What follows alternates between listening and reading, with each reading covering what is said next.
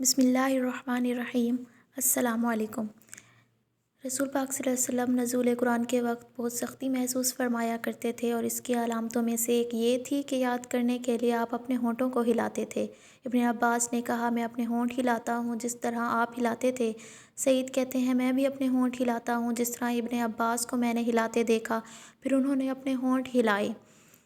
ابن عباس نے کہا، پھر یہ آیت اتری کہ اے محمد، قرآن کو جلد جلد یاد کرنے کے لیے اپنی زبان نہ ہلاؤ، اس کا جمع کر دینا اور پڑھا دینا ہمارا ذمہ ہے۔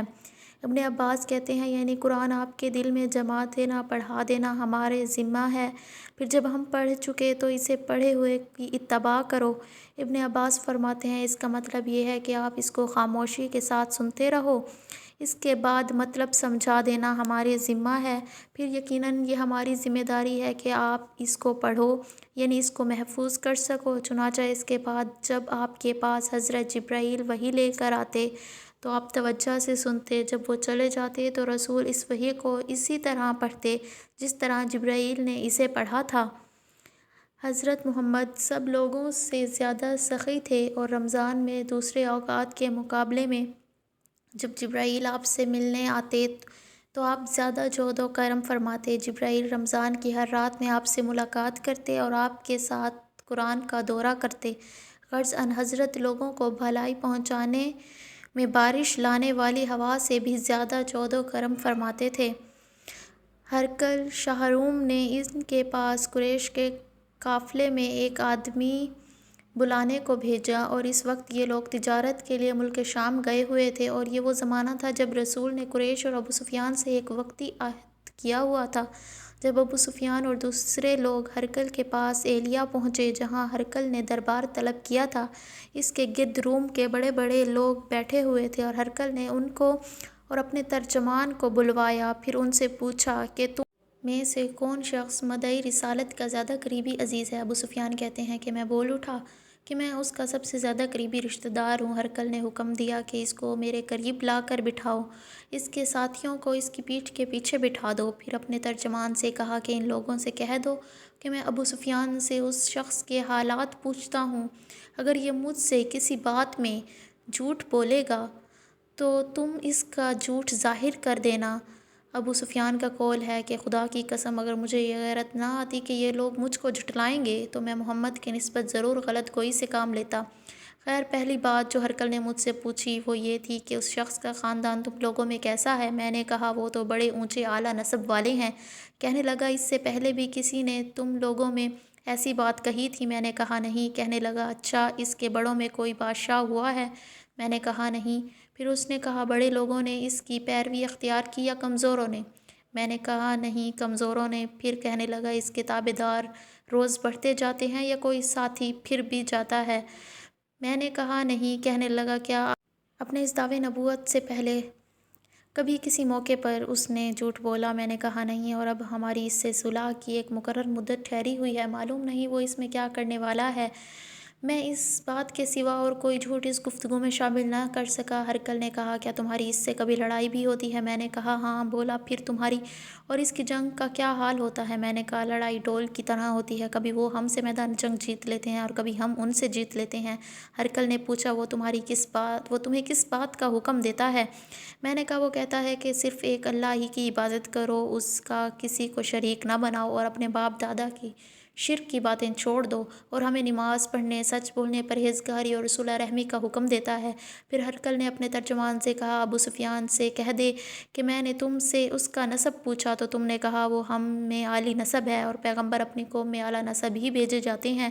میں نے تم سے پوچھا کہ دعویٰ نبوت کی یہ بات تمہارے اندر اس سے پہلے کسی اور نے بھی کہی تھی تو تم نے جواب دیا نہیں۔ تب میں نے کہا کہ اگر یہ بات اس سے پہلے کسی نے کہی ہوتی تو میں سمجھتا کہ اس شخص نے بھی اس بات کی تقلید کی ہے جو پہلے کہی جا چکی ہے۔ میں نے تم سے پوچھا کہ ان کے بڑوں میں کوئی بادشاہ بھی گزرا تو تم نے کہا نہیں۔ کہہ دوں گا کہ وہ شخص اپنے آباء و اجداد کی بادشاہت اور ان کا ملک حاصل کرنا چاہتا ہے۔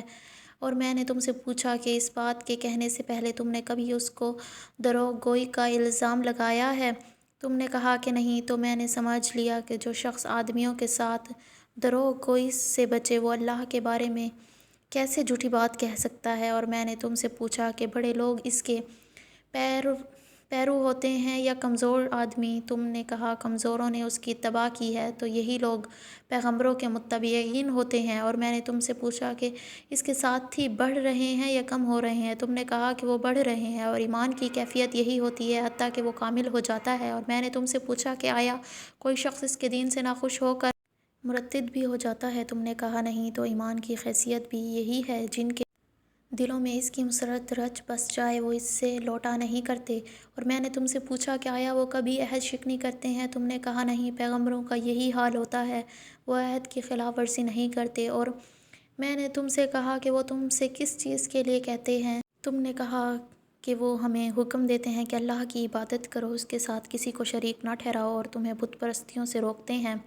تم کہہ رہے ہو سچ میں تو عن قریب وہ اس جگہ کا مالک ہو جائے گا جہاں میرے یہ دونوں پاؤں ہیں۔ مجھے معلوم تھا کہ وہ پیغمبر آنے والا ہے، مگر مجھے یہ معلوم نہیں تھا کہ وہ تمہارے اندر ہوگا۔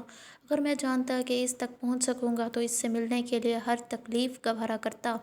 اگر میں اس کے پاس ہوتا تو اس کے پاؤں دھوتا۔ ہرقل نے رسول کا وہ خط منگایا جو آپ نے دحیہ کلبی کے ذریعے حاکم بصرہ کے پاس بھیجا تھا، اور اس نے وہ ہرقل کے پاس بھیج دیا تھا۔ پھر اس کو پڑھا تو اس میں لکھا تھا، اللہ کے نام کے ساتھ جو نہایت مہربان اور رحم والا ہے۔ اللہ کے بندے اور اس کے پیغمبر محمد کی طرف سے یہ خط ہے شاہروم کے لیے۔ اس شخص پر سلام ہو جو ہدایت کی پیروی کرے۔ اس کے بعد میں آپ کے سامنے دعوت اسلام پیش کرتا ہوں۔ اگر آپ اسلام لے آئیں گے تو سلامتی نصیب ہوگی اور اللہ آپ کو دوہرا ثواب دے گا، اور اگر روگردانی کریں گے تو آپ کی رعایا کا گناہ بھی آپ پر ہی ہوگا۔ اور اے اہل کتاب، ایک ایسی بات پر آ جاؤ جو ہمارے اور تمہارے درمیان یکساں ہے، اور وہ یہ کہ ہم اللہ کے سوا کسی کی عبادت نہ کریں اور کسی کو اس کا شریک نہ ٹھہرائیں، اور نہ ہم میں سے کوئی کسی کو خدا کے سوا اپنا رب بنائے۔ پھر اگر وہ اہل کتاب منہ پھیر لیں تو تم ان سے کہہ دو کہ ہم تو ایک خدا کی اطاعت گزار ہیں۔ ابو سفیان کہتے ہیں، جب ہرقل نے جو کچھ کہنا تھا کہہ دیا اور خط پڑھ کر فارغ ہوا تو اس کے ارد گرد بہت شور ہوا، بہت سی آوازیں اٹھی اور ہمیں باہر نکال دیا گیا۔ تب میں نے اپنے ساتھیوں سے کہا کہ ابو قبشہ کے بیٹے کا معاملہ تو بہت بڑھ گیا ہے، اس سے بنی اصفرا کا بادشاہ بھی ڈرتا ہے۔ مجھے اس وقت سے اس بات کا یقین ہو گیا کہ حضور عنقریب غالب ہو کر رہیں گے، حتیٰ کہ اللہ نے مجھے مسلمان کر دیا۔ راوی بیان کرتے ہیں کہ ابن ناطور ایلیا کا حاکم ہرقل کا مصاحب اور شام کے نصارہ کا لاٹ پادری بیان کرتا تھا کہ ہرقل جب ایلیا آیا ایک دن صبح کو پریشان اٹھا تو اس کے درباریوں نے دریافت کیا، آج ہم آپ کی حالت بدلی ہوئی پاتے ہیں۔ ابن نطور کا بیان ہے کہ ہرقل نجومی تھا، علم و نجوم میں وہ پوری مہارت رکھتا تھا۔ اس نے اپنے ہم نشینیوں کو بتایا کہ میں نے آج رات ستاروں پر نظر ڈالی تو دیکھا ختنہ کرنے والے کا بادشاہ ہمارے ملک پر غالب آ گیا ہے۔ بھلا اس زمانے میں کون لوگ ختنہ کرتے تھے؟ انہوں نے کہا کہ یہود، اس کے سوا کوئی نہیں کرتا۔ سو ان کی وجہ سے پریشان نہ ہوں، سلطنت کے تمام شہروں میں یہ حکم لکھ بھیجیے کہ وہاں جتنے یہودی ہیں سب کو قتل کر دیا جائے۔ وہ لوگ انہی باتوں میں مشغول تھے کہ ہرقل کے پاس ایک آدمی لایا گیا جسے شاہ غسان نے بھیجا تھا۔ اس نے رسول کے حالات بیان کیے۔ جب ہرقل نے سن لیے تو کہا، جا کر دیکھو۔ انہوں نے دیکھا تو بتلایا۔ ہرقل نے جب اس شخص سے عرب کے بارے میں پوچھا تو اس نے بتلایا۔ تب ہرقل نے کہا کہ یہ ہی محمد اس امت کے بادشاہ ہیں جو پیدا ہو چکے ہیں۔ پھر اس نے اپنے ایک دوست کو رومیہ خط لکھا، اور وہ بھی علم نجوم میں ہرقل کی طرح ماہر تھا۔ پھر وہاں سے ہرقل حمص چلا گیا۔